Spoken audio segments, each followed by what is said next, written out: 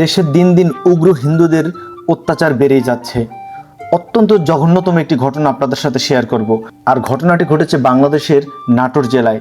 Natore general হাসপাতালে চিকিৎসা নিতে আসা একজন মুসলিম গৃহবধূকে পাশবিক নির্যাতন করেছে হাসপাতালে কর্মরত তিনজন হিন্দু কর্মচারী, যারা আসলে পরিচ্ছন্নতা কর্মী।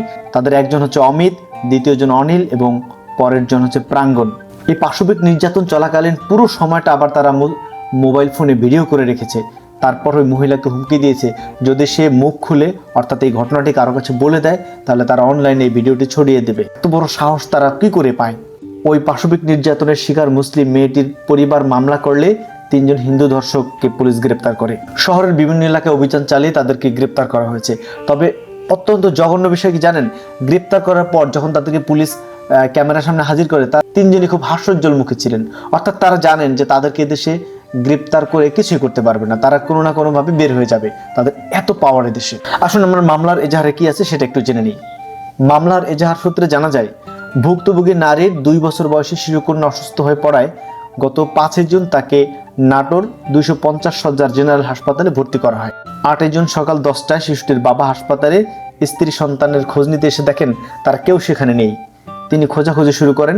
পরে জানতে পারেন তার স্ত্রী ও কন্যাকে হাসপাতালের নার্সদের থাকার একটি কক্ষে রাখা হয়েছে।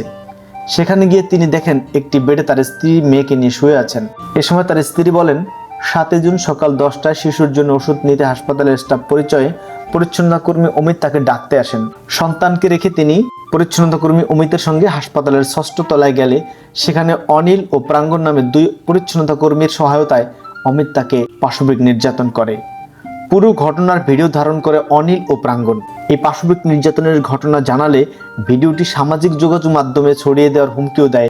এদিকে দীর্ঘক্ষণ মাকে না পেয়ে অসুস্থ শিশুটি কান্নাকাটি শুরু করে। এরপর হাসপাতালের নার্সরা তার মাকে খোঁজাখুঁজি করতে থাকে। তাকে না পেয়ে হাসপাতালের সিসিটিভিতে দেখা যায় 6ষ্ঠ তলার তার মা যাচ্ছে। তখন হাসপাতালের আনসার সদস্যরা দ্রুত সেখানে উপস্থিত হয়ে ওই নারীকে উদ্ধার করেন। এ সময় 3 জন বিনা বাধায় সেখান থেকে বেরিয়ে যায়।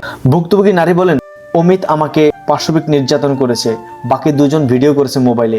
অমিতের পর তারাও আমার সঙ্গে এমনটা করতে চেয়েছিল, কিন্তু সে সময় হাসপাতালের লোকজন এসে পড়ায় তারা পালিয়ে যায়। আসলে বাংলাদেশের বিভিন্ন জায়গায় এই উগ্র হিন্দুদের এত আধিপত্য বেড়েছে যেটা চিন্তাও করা যায় না, এবং তারা এত পাওয়ার দেখায় যেটা ভাবাও যায় না।